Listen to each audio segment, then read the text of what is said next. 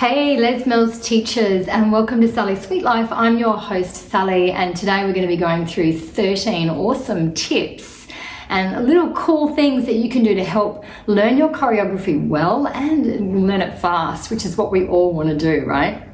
But before we get started, I want to invite you to subscribe to my channel so that anytime that I upload any sort of a video, and most of the time actually lately it's all around this sort of stuff, you're going to be notified and you'll know first of all. So let's get started. Tip number one is go to your quarterly workshop, because when you're there you get to do the masterclass with maybe the trainer that trained you, and you get to meet new trainers and you get to mix with all the other teachers, which is a great networking moment.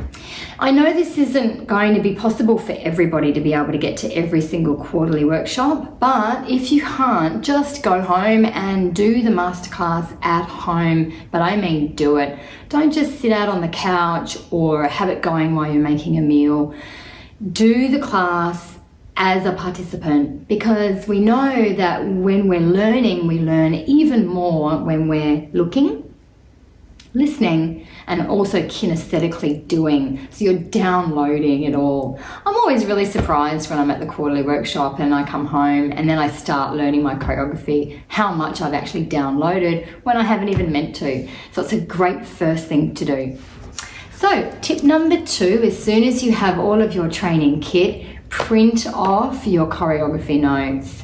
This is a great grab and go tool or learning tool that you can take with you everywhere. I have it in the car, I have it in the kitchen. Yes, I know we have the Les Mills app and everything is there, pretty handy, but you know what? I do feel like it's a little bit fiddly, and I want to get to the part of the choreography that I'm looking for quick and easy. So I always think that the choreography notes are the go-to. Not only that, I use my choreography notes frequently and I write all over them when I'm learning them to help me immerse me into that particular track, that particular move, and I can use it later on down the track. Because once this release is finished, I may not be teaching this for 6 months, sometimes even a year. And when I pick it up again and I want to use that track, I've got all of these cool notes to get me right into it. Here, look at this. Here are my choreography notes. This is an old one. Look how crazy they are. There's notes on it all over the place to remind me of the feel, what to say, what to do, and all of my notes are just like this. It really helps me, and I hope it helps you too. Tip number three is start learning or start listening to the music immediately. So do that in the car. Do it when you're just living. I go for a nice little jog every morning and I'm listening to the music, just pleasurably listening, okay? So when you're walking or jogging or driving in the car is a perfect time. It helps you to download the music. You may not have heard it before, and it's going to help definitely when you come to it, when you're actually learning the choreography.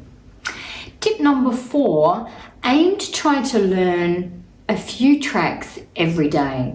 Okay, so there's going to be a time when you teach your last class of mixing and you have this gap of time where you're going to learn, where you're going to launch the new release. Maybe it's 1 day, maybe it's 7 days, I'm not too sure. But when you get your choreography and you're ready to learn and you're teaching, figure out how many tracks you need to learn. So for some of us, we're doing more than 2 or 3 programs. Maybe you're doing 4, which would mean you have to learn 40 tracks of music. That's a lot of learning. So that's really overwhelming, and for me, I would want to do anything. I just procrastinate. Do you? I do. I want to clean the kitchen with a toothbrush rather than learn my choreography, only because it's so overwhelming. So if we chop it up into, okay, I've got 40 pieces of music, or 20, or maybe just 9. I've got this amount of time. I know I need to learn only 2 or 3 a day, and that's far more palatable, far more achievable for me on a daily basis, which makes learning for me a lot more pleasurable than having to deal with 40 tracks in one hit. So figure it out, do the math and chop it all up. Track number 5 is don't overlap your mixes. So this tip isn't going to be for everybody. It just depends on your specific teaching schedule. Here's what I mean. Let's go back to you teaching the last track and you've got this gap of time before you teach the new one, okay? Maybe it's 1 day, maybe it's 7 days. But for me, I know that I really want to cram in my teaching as much as I can in that free time. So I've let go of the old mixes in my mind and I'm immersed in the new one. So many times I've had to overlap where I'm teaching old releases and I'm trying to learn the new one, and it just gets confusing. I get confused as I'm learning it, and even worse, I get confused on stage. I'm thinking, oh my God, is it this move or this move, or is it this reps? I just don't know. So what I've found is giving myself that free space to be able to learn the new choreography free of any other releases really helps to download it well. Like I said, it's not going to be achievable for everyone, but if you can, give it a try. Tip number 6 is all about speaking it out loud and coaching it out loud as you're walking, as you're jogging, as you're driving in the car. Out of all of these 13 tips, I think this one is the most important. Why? Because when we learn choreography, we want to really center in. I mean, we know that you've got technique under your belt because you've passed training, right? You've passed the module training. What we need to do is know what to say, when to say it, and how to say it. And that's all coaching. So this time when you're driving in the car and you're listening to the music and you're speaking it out loud is a condensed learning opportunity. So really get that happening for you. Don't just think it in your head. It's totally not the same. You need to really speak it out loud because let's face it, when you're on the stage, you're going to be speaking it out loud. It helps to choose words as well, so give it a try. Tip number 7 rolls off the back of tip number 6. So this one is when you are learning and you're coaching it out loud and you're speaking out loud, if you make a mistake, stop. Go back to the beginning and do it again. And if you're going through and you make another mistake, stop. Go back. Start again. Don't go to the end of the track. Stop immediately. It's pretty harsh punishment, but this punishment-based repetition will do 2 great things. It's going to solidify your learning, and the second thing it's going to do is eliminate mistakes really quickly for you. So it all comes together really fast and you'll feel really successful after you do that. Tip number 8, God, is practice the whole release, moving and speaking together as one. This is really important because you're going to be copying and pasting that practice session straight onto the stage. So time and time again, I have just thought about doing the moves and got to the stage when I've just practiced my coaching and I haven't really gelled it all together, and actually that happens on stage, but we don't want our participants to be experiencing that with us. We want to do that before at home so that when we arrive to our class, we are already confident, we already know that we've done that practice and we can teach from that place of confidence. So do a full practice at home, teaching and moving the best that you possibly can. Tip number 9 is mixing your new release with the old. Okay, so again, this one is going to depend on your gym that you're working in or the facility that you're working in and how they figure out launches. Here's what I mean. Way back in the day, years and years ago, we all used to have a launch date. And every single teacher from that launch date had to teach the new release until they decided to mix, whether that was 3 or 4 weeks. Way back in the beginning, it used to be 6. But at the moment, it's about 3 weeks. So that means that every single teacher had to have that choreography under their belt on that launch date, which was pretty tough. It only gave us 2 weeks to really learn it. Now, my gym facilities are far more forgiving. They give us a launch date where one or more than one instructor will be launching, so they're in a team, and then they give us this breather of time of about a week where we get to mix in new release tracks with old release tracks. So it gives us a little bit of breathing space. This is really great for us as teachers because we've got that space to learn it, a little bit more space. But you know what? I don't think it's that great for our class. Our participants may not be able to make it to that launch class, so the first time they experience the new release isn't going to be in its entire form. They're going to have it trickled in, and some teachers will be doing a few and then others will be doing others. So how wonderful is it when they get to experience the new release in its entirety with you? So even though I work in facilities that allow this break of time, I actually don't use it. I always make sure that I learn everything as soon as I possibly can, because you know what? I just want to be the first one to teach it to them. Be that ego as it is, that's the way I run. So, but if you have got that time, use it, and there's no shame in mixing in as you go. Tip number 10, write down the moves as you go. Okay, so just to be clear, all of these tips I don't do every single release. I just use bits and pieces of them depending on my life. But this one is really good that I found if I really want to solidify a heavy choreographed track, like there's lots of different changes and lots of transitions. Here's what I do. I actually write down, no music or anything, just making sure I've got the sequence in my head, all of the moves. For example, if I'm teaching body pump and it's a squat track, I'll write down squat 2, 2, 3, 1, singles, bottom half pulses, boop, boop, boop, boop, and I know, and then I'll think, oh, hang on, what comes next?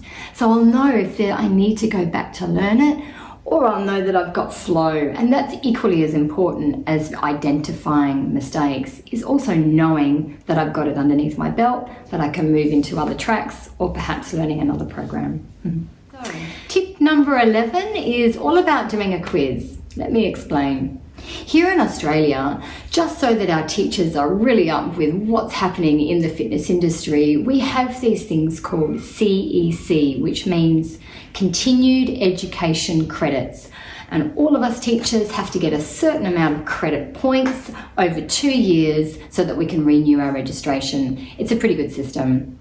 What this means for us as in teachers with Les Mills is it's perfect because Les Mills gives us a quiz based on 10 questions and their multiple choice answers on every single release, and we get credit points for doing it.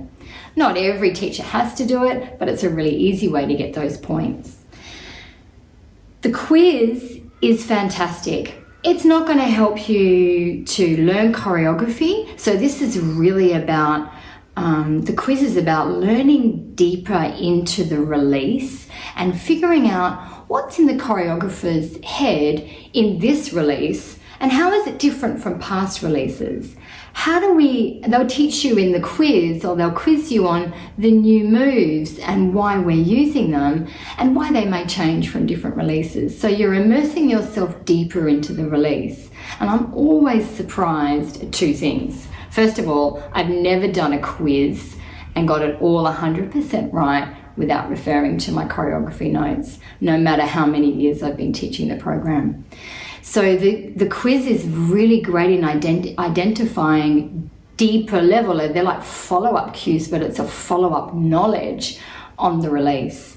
And secondly, without even thinking about it, I've subconsciously pulled that information and actually I use it on stage and it just comes out naturally. So what a great thing, what a great tool to have to help us to learn deeper into the release. So I'm really curious to find out in your country, do you have this? Do you have access to a quiz from Les Mills or anywhere that's helping you to learn the choreography deeper? Because if you haven't, I'd love to be able to provide this for you somehow. So comment below to tell me whether or not your country has this sort of a system. Really curious on that one.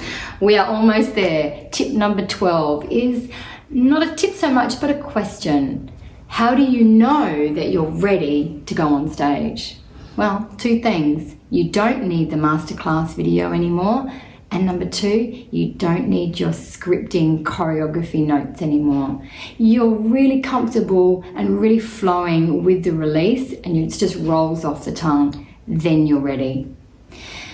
If you aren't ready and then you're not at that stage and you hit a class, guaranteed you're going to be nervous, you're going to be doubting yourself before you get on there. Who of you are taking choreography notes onto the stage? Don't ever do it. There's no shame in not knowing the choreography. Let's be really clear about that. There's no shame in that whatsoever. Life gets in the way. Stuff gets in your head. The crucial thing is making the decision to do one of two things in that situation. Let's say that you've got a class, you have to teach it in 24 hours and you don't know it. And I reckon we've all been there, and it freaks me out big time. Do this.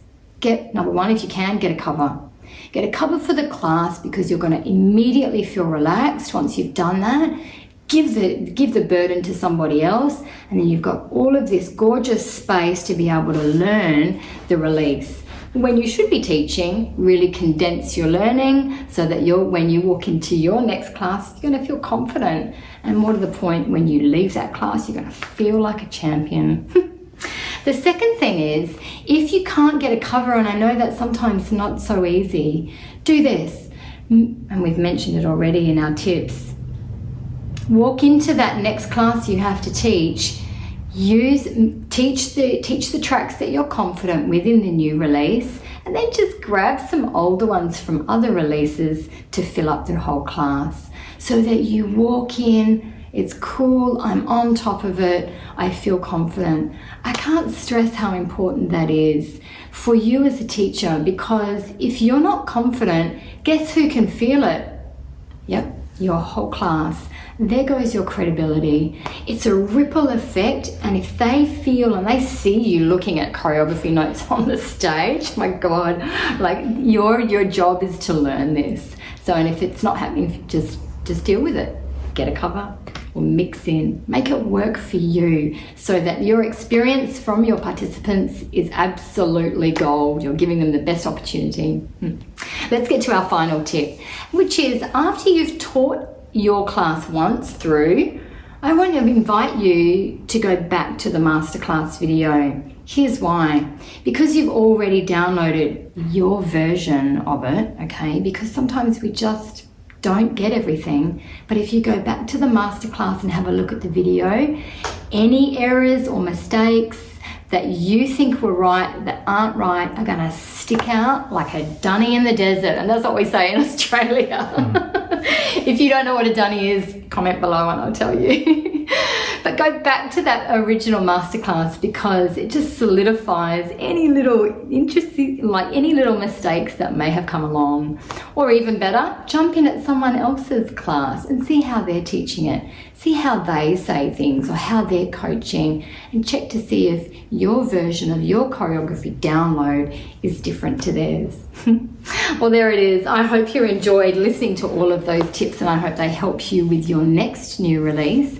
If you would like to subscribe, just press the button. If you click the grey bell, you get a little email on when I'm uploading anything new here on YouTube. So until the next video when we meet again, see you later.